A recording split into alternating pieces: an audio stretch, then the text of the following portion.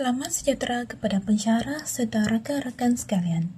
Kami daripada kumpulan 8 yang terdiri daripada 3 orang ahli akan membentangkan tugasan kami pada hari ini. Tajuk poster pembentangan kami ialah dualisme.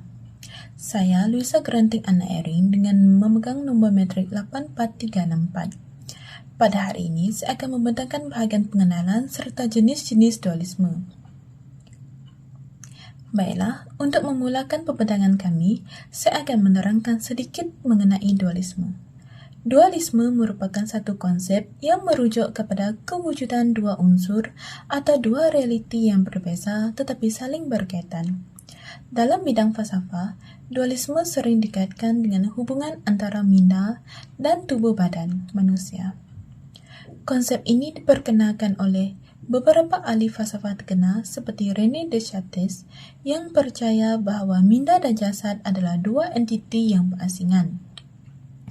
Secara ringkasnya, dualisme menjelaskan bahawa terdapat dua aspek utama dalam kehidupan manusia, iaitu aspek fizikal dan juga aspek bukan fizikal seperti pemikiran, emosi dan kesedaran.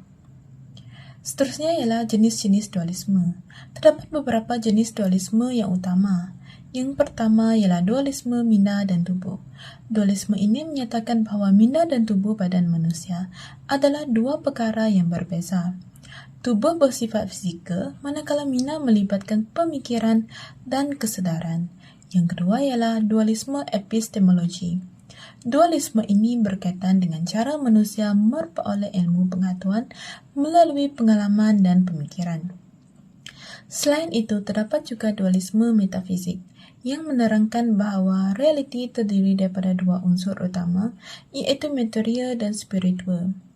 Kesimpulannya, dualisme memainkan peranan penting dalam membantu manusia memahami hubungan antara tubuh, minda dan realiti kehidupan. Seterusnya, saya akan menyerahkan pembentangan ini kepada rakan sekumpulan saya untuk menghuraikan tentang dapatan data dan analisis dan seterusnya. Salam sejahtera. Saya Muhammad Rahmat daripada kumpulan 8 akan berkongsi hasil dapatan kajian kumpulan kami mengenai kesan dualisme Cartesian terhadap masyarakat pada hari ini. Kajian ini telah dijalankan melalui soal selidik secara dalam talian yang melibatkan 50 orang responden. Melalui metodologi ini, kita ingin melihat sejauh mana kerangka pemikiran barat yang dibawa oleh René Descartes masih mempengaruhi cara kita berinteraksi dengan ilmu, alam, dan juga pencipta. Pertama, mari kita lihat daripada aspek pendidikan. Sebanyak 75% responden menyadari bahawa pendidikan moden pada hari ini sangat mementingkan pemisahan antara spiritual dan rasionalisme. Dalam konteks kuliah kita, inilah yang dinamakan sebagai sekularisasi ilmu. Kita cenderung melihat fakta sains hanya melalui akal, semata-mata tanpa menghubungkan dengan nilai ketuhanan, yang akhirnya membawa kepada krisis jati diri dalam menuntut ilmu. Seterusnya, data menunjukkan 68% responden mengakui wujudnya sikap egoistik terhadap entiti lain disebabkan oleh fahaman antroposentrisme. Apabila kita memisahkan manusia daripada alam secara keseluruhannya, kita cenderung melihat alam hanya sebagai objek untuk kepentingan diri sahaja. Sebab itulah, 82% responden sangat bersetuju bahawa krisis alam sekitar masa kini sangat berkait rapat dengan kesan antropogenik atau aktiviti manusia. Ini membuktikan bahawa krisis ekologi yang kita hadapi sebenarnya berpunca daripada krisis pemikiran yang memandang rendah pada keseimbangan alam. Namun, satu perkara yang agak membimbangkan ialah hanya 30% responden sahaja yang mengamalkan epistemic humility atau kerendahan hati dalam berilmu. Majoriti masyarakat kita mungkin masih terperangkap dengan arogansi ilmu pengetahuan moden sehingga mengabaikan kearifan, tempatan dan nilai spiritual yang sebenarnya amat penting untuk kelestarian hidup.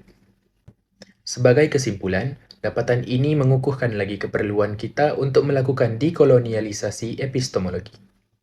Kita perlu menyatukan ilmu dan amal agar matlamat untuk melahirkan insan sejahtera yang harmoni dengan alam dan pencipta tercapai. Terima kasih.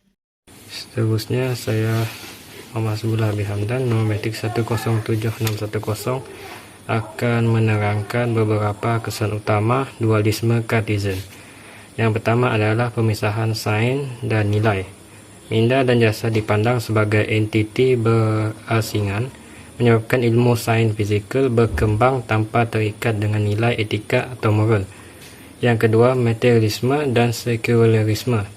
Fokus berlebihan kepada fizikal dan kebendaan, sekaligus mengabaikan aspek kerohanian dan jiwa manusia.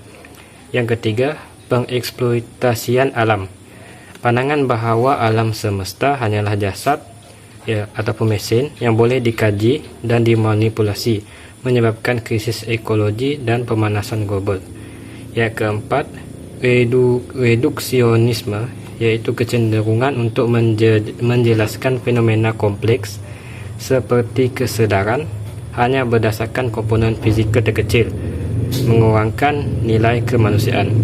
Yang terakhir, kesan utamanya adalah epistemic arrogance, iaitu kesombongan intelek, di mana akal manusia dianggap mampu memahami segala-galanya, seringkali meremehkan hikmah tradisional atau wahyu. Dan terakhir adalah kesimpulan. Apa yang kita dapat daripada kesan dualisme Cartesian ini, dualisme Cartesian telah meninggalkan kesan mendalam yang negatif terhadap keharmonian kehidupan sejagat.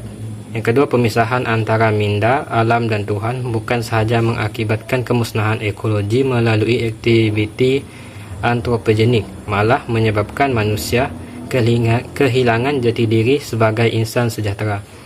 Seterusnya, proses dekolonisasi epistemologi amat diperlukan untuk menyatukan semula sintesis antara ilmu dan amal. Dan akhir sekali, usaha kembali kepada kearifan tempatan dan nilai ekologikal yang bersepadu adalah kunci untuk melahirkan masyarakat yang lebih tunduk, beradab dan harmoni dengan alam sekitar. Itu saja daripada saya dan kumpulan 8 untuk penerangan tugasan 1 kami, iaitu kesan dualisme Cartesian. Sekian, terima kasih.